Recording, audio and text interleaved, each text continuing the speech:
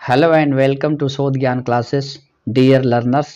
आज हम लोग शोध ज्ञान क्लासेस के अंतर्गत प्रभावशाली असाइनमेंट कैसे लिखना है, असाइनमेंट लिखने का सही प्रारूप क्या है, उसी पर हम चर्चा करेंगे। उदाहरण के लिए आपके समक्ष एक प्रश्न रखा गया है, प्रयोजनवाद से आप क्या समझते हैं। प्रयोजनवाद के विभिन्न पहलुओं की चर्चा कीजिए। यह कोई ज़रूरी नहीं है कि यही प्रश्न सेम हो, प्रश्न डिफरेंट भी हो सकता है। तो प्रश्न के अनुसार आपको अपना अंदर का टॉपिक चेंज करना होता है, बदलना होता है।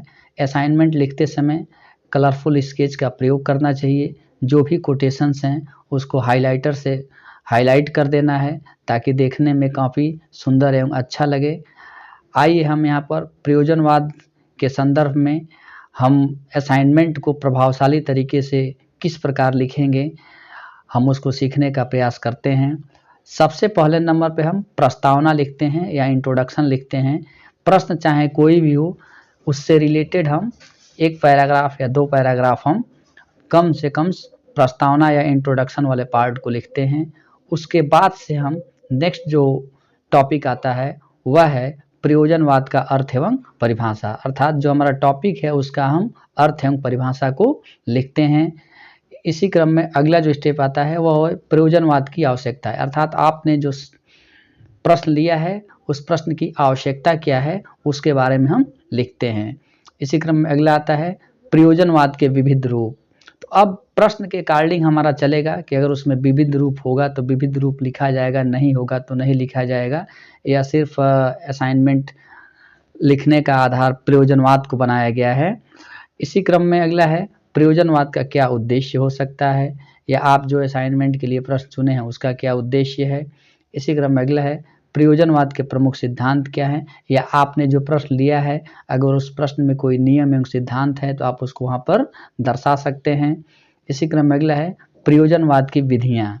अब प्रयोजनवाद की विधियाँ कौन कौन सी हैं, या आपने जो प्रश्न लिया है जिस प्रश्न को आप लिख रहे हैं तो उसमें कोई विधि है तो उसके बारे में आप ज़रूर लिखेंगे। इसी क्रम में अगला प्रश्न है प्रयोजनवाद और शिक्षा। अब यहाँ पर हम प्रयोजनवाद और शिक्षा के बारे में हम लिखेंगे। इसके बाद से जो अगला स्टेप आता है वह आता है प्रयोजनवाद और शिक्षा का क्या उद्देश्य है। अगला स्टेप आता है प्रयोजनवाद के अनुसार पाठ्यक्रम किस प्रकार से होना चाहिए, अर्थात प्रयोजनवाद और पाठ्यक्रम। इसी क्रम में अगला स्टेप आता है प्रयोजनवाद और शिक्षण विधि। इसी क्रम में हम आगे लिखते हैं प्रयोजनवाद और विद्यालय का रूप क्या होगा, अर्थात प्रयोजनवादियों के अनुसार विद्यालय किस प्रकार से होगा उसके बारे में हम लिखते हैं। उसके बाद से लिखते हैं प्रयोजनवाद के अनुसार अनुशासन क्या होगा। उसके बाद से लिखा जाएगा कि प्रयोजनवाद और शिक्षक का क्या संबंध है, किस रूप में है। इसी क्रम में अगला लिखेंगे प्रयोजनवाद और शिक्षार्थी के बारे में हम लिखेंगे। इसी क्रम में अगला जो हमारा हेडिंग होगा वह होगा मूल्यांकन, अर्थात मूल्यांकन का मतलब यह है कि आपने जो असाइनमेंट लिया हुआ है लिखने के लिए, जो आपको असाइनमेंट लिखना है, जिसको आपको उत्तर लिखना है, उसमें दो चीज़ तो एकदम कंपलसरी होता है। पहला पार्ट प्रस्तावना और दूसरा जो लास्ट में आते हैं तो उसमें आपको इवैल्यूएशन अर्थात निष्कर्ष के बारे में लिखना रहता है। तो निष्कर्ष और प्रस्तावना दोनों ही अधिन्यास के प्रमुख घटक हैं, इसलिए इसको लिखना न भूलें।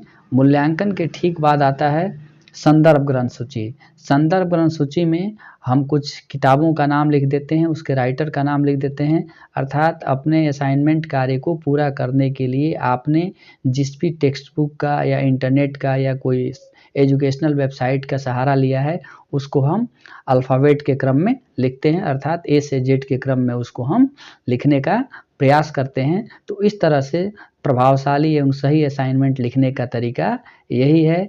प्रस्तावना आप ज़रूर लिखें, निष्कर्ष ज़रूर लिखें, संदर्भ ग्रंथ सूची ज़रूर लिखें, अपने कॉपी में कलर्स स्केच का प्रयोग करें, हाइलाइटर का प्रयोग करें, तभी आपका असाइनमेंट सुंदर दिखेगा, आप प्रभावशाली होगा और नंबर भी आपको अच्छे मिलेंगे।